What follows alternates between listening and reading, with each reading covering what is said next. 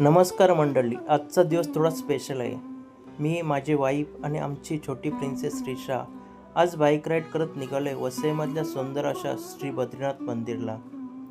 तर चला मंडळी, सुरू करूया आजची भटकंती.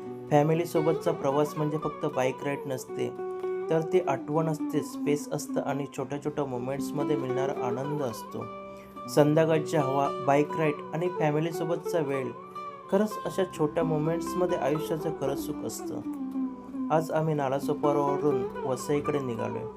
राईड पण एकदम मस्त चालली आहे आणि आमची प्रिन्सेस पण आज फुल एन्जॉय मोडमध्ये आहे.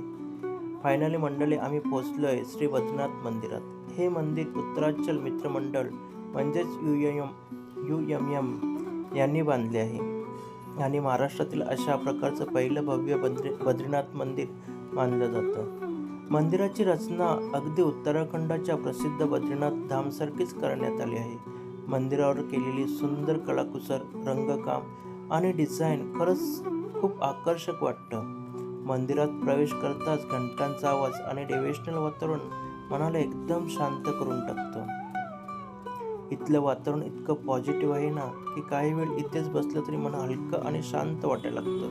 मंदिराच्या आत गेल्यावर एकदम पॉझिटिव्ह एनर्जी फील होते. इथे भगवान बद्रीनारायण यांचं सुंदर दर्शन होतं. नंतर सोबतच गणपती बाप्पा, श्री हनुमानजी आणि इथे अनेक देवीदेवतांचं दर्शन देखील घेता येतं.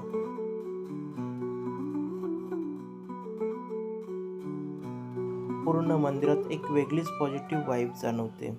फॅमिलीसोबत असे मोमेंट स्पेंड करायला मिळाले की दिवस खूप सुंदर जातो. आणि कॅमेरामागे सपोर्ट करणारी वाईफ असेल ना, तर ब्लॉग बनवायची मजाच वेगळी असते.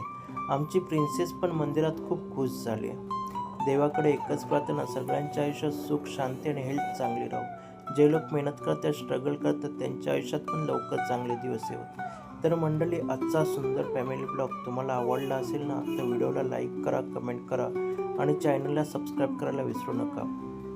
अशाच नवीन भटकंतीसाठी भेटू पुढच्या ब्लॉगमध्ये, रोशनच्या भटकंतीमध्ये. धन्यवाद.